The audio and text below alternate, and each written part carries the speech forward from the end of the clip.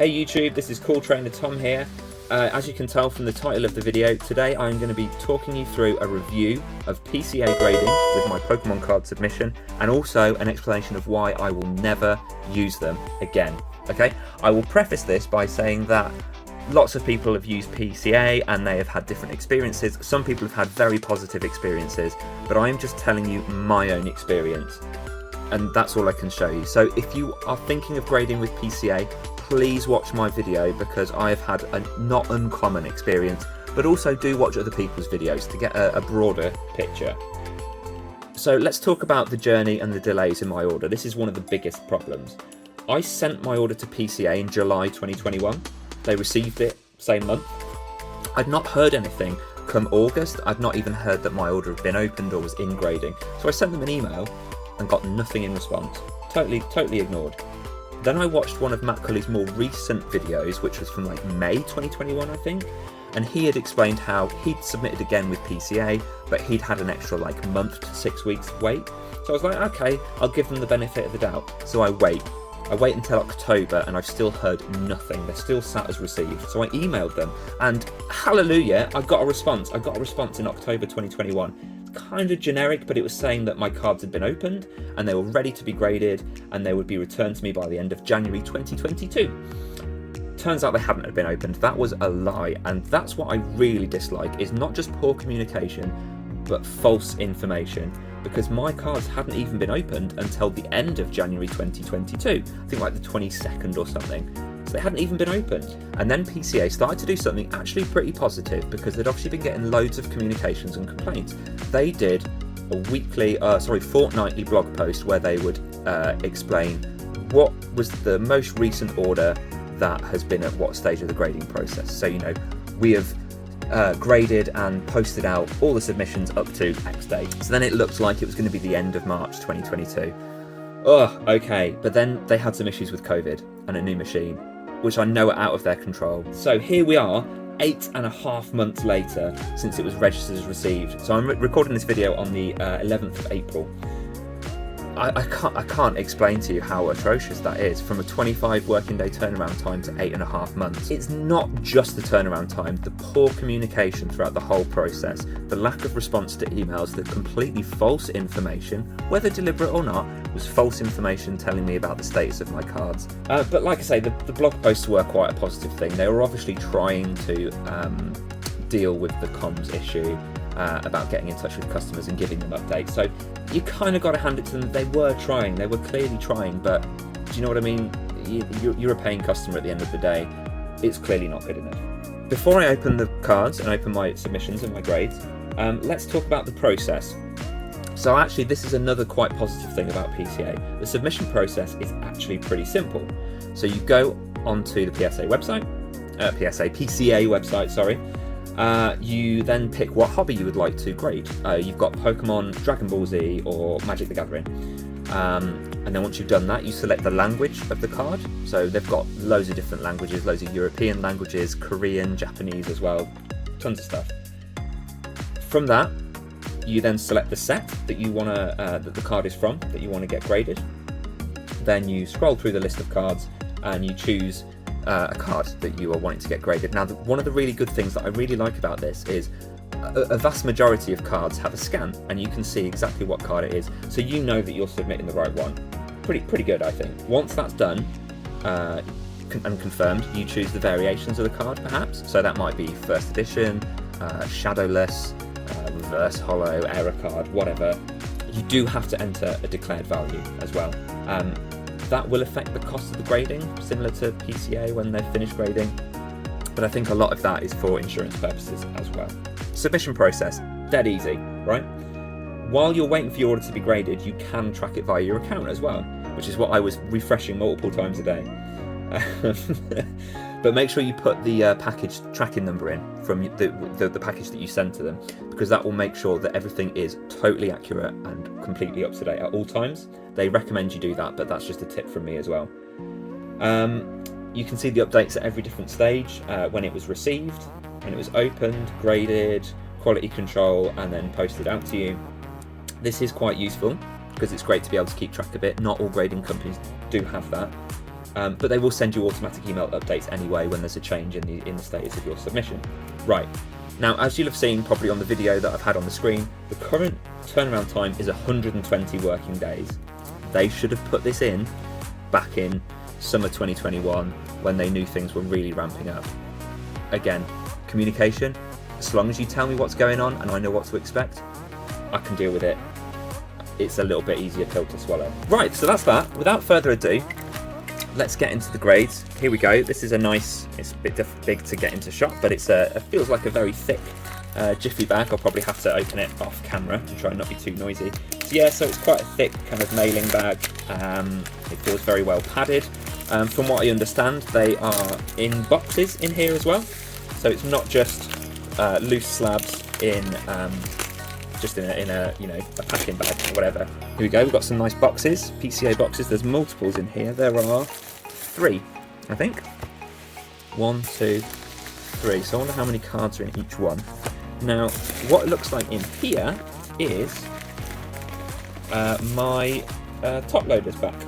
Is it a big deal? Well, not really, but there you go. It's good to know that you will get them back. So if you're particularly precious about them, you're not going to be losing out. I feel like I've ranted for almost 10 minutes talking about the submission process and my experience thus far. So let's just get into the grades. Now, I submitted, let's see if I can get them open, 10 cards to PCA, including mostly Japanese, almost all vintage with the exception of one modern English card. There is, spoiler alert, there is a Charizard in here from 20th anniversary collection, which is like precious to me, and a Lugia Japanese from Neo Genesis. Again, super precious to me. There's a lot of nostalgic value with that one. So those are the 2 important ones for me. Let's crack into it. Oh, we've got some nice PCA tissue paper here. Lovely. I will show you the slabs compared with others in a moment. So let's do the grades. So I have submitted, do you know what? I'm just going to tell you what I've submitted. I've submitted 2 Pichus, a Mew from Japanese Fossil, Slowking, Lugia and Togetic from Japanese Neo Genesis, a Charizard and Full Art Dragonite EX from Japanese Evolutions, Raikou from Vivid Voltage, and a Dark Raichu from Legendary Collection. I'll try and do the thumb reveal thing. Here we go. I've got the Raikou from Vivid Voltage. Nice. I sent this because I wanted to send an English modern card more than anything. So let's see. 9.5. Wow, great. Nice. So before we go any further, look how thin and sleek. It's almost like credit card sized. This slab is, honestly. This is a reason why I chose them. It is really sleek. It is lovely. That label is beautiful. I'll show you thickness actually. This is compared with PokeGrade, which is very similar to PSA. As you can see, it's about half the size. And then we've got Ace Grading here, which is, these are very chunky things. I can't even get it to focus, but you can kind of see in the background they're about double the size. So great stuff. Next one, we've got one of the 2 Pichus from Japanese Gold Silver to a New World, which is the Neo Genesis for Japan. Got an 8. Okay. I wonder why that is. The centering is quite off on this one, I think. And we've got another Pichu. So one of these is from a binder, and one of these is from straight into a pack, straight into a sleeve. So let's have a look. And this has got a 9. Wow, so we can know which one it is. This is the 9 from the booster pack, and that's from the binder. But some nice swirls on both of them. Cool. Okay, let's have a look. There we go. We've got Dark Raichu from Legendary Collection. It says near mint, so we can... Wow, a 9! Okay, great. I really didn't think it was going to get a good grade, but I guess... Because you can see there's like 2 big print lines down there, and I think there's one across there, but I guess everything else must be spot on. The centering on this is really good, to be fair. It's very, very nice. We've got Togetic, Gold Silver to a New World, Neo Genesis. I reckon this is going to be... I can't remember if this is from booster or binder, so let's just go. 7? That is tough, man. I wonder why it's a 7. I really can't tell, so I'm trying to look. I'll try and show you guys as well in the light. But I'm trying really hard to see. The surface is perfect, honestly. And the centering is not too bad. Oh, I can see. Yeah, you might be able to see silvering on the edges there. That's what's held it back. And the centering is off on the back as well. And then we've got the Slowking. Now I bought this raw on eBay, so this is not from a not from a booster pack or anything like that of mine. And we've got an 8 on that one. That's pretty good. I'm pretty pleased with that. And there's a nice little swirl at the top there. So we've still not got the big hitters yet. We've got my Charizard, my Lugia, my Dragonite, and there is the Fossil Mew. So these will be the last ones I assume are in here. Okay, let's get the boxes out of the way. Next up is, okay, right, this is the big one. This is really important to me. I'm expecting at least an 8, and I'll be quite upset if I get anything less than an 8, because this was one of the main reasons that I wanted to send these cards off. Because this Lugia, I could go into a whole reason why it's such an important card to me, but it just really is. But let's go. Here we go. 9.5! Oh, amazing. Oh, I am so happy with that. And look at that swirly swirl as well. Isn't that great? Isn't that so good? Beautiful. So I'm so happy with that. We've now got 3 more cards left. So this is this will be the Mew from Japanese Fossil, which we didn't get in the West. We had it as a promo card. I bought this one like the Slow King. I bought this, loose on eBay. Let's go. 8. Okay. I was perhaps expecting their toughness to be a 7, but do you know what? Because again, I sent it because I couldn't really see anything too wrong with it. Beautiful card, isn't it? Really, really lovely. Okay, yeah, so I bought this from a booster pack. I bought a booster box when Japanese Evolutions came out, CP6, 20th Anniversary Collection, whatever you want to call it. Bought 2 booster boxes when that came out. And I got the Charizard, and I was so happy, ecstatic, because it's the classic artwork, right? I think, personally, this is the one that's in the best state. The centering is loads better than the Lugia. It went straight into a sleeve and into a card saver or top loader, one of the two. So it's, yeah, I'm excited. I'm hoping mint 9.5, that would be excellent. But let's see, who knows? With that Togetic being a 7, who bloody knows? Here we go. Wow! Oh my god! Here we go. Let's go. Gem Mint 10. Do you know what? I said it, didn't I? I said that this was probably the best condition card that I sent. Incredible. Oh wow. That's amazing. And I know PCA 10s are quite hard to come by. They are very, very, very, very tough. So there we go. It's look at that. Beautiful card. And I mean, I could show you close up, but there's obviously nothing wrong with it. There is another level, I think, above Gem Mint 10. I think it's like 10 plus or something, but you know what? They show it on their website, but I've never seen one on eBay or on YouTube reviews and stuff like that. So if you know of one and you've got one, tell me. Or if you know of a YouTube video where there is one, please just tell me. And I think this is in pretty good shape as well, but I found that these cards, these kind of textured cards, and it's the same with English as well, weren't always perfect with like corners and maybe surfaces and stuff, like the cuts and things. So we'll see. But here we go. Are we ready, guys? This is the last grade. What could it be? Well, an amazing thing to do would be end with a 10. 9.5, mint 9.5. I thought so, because like I say, with these textured cards, some of the edges and the corners and stuff just straight out of the pack were not great. Well, it's not that they weren't great. They were really good. They just weren't perfect. But there we go, guys. So those are my grades. I'm really pleased with those.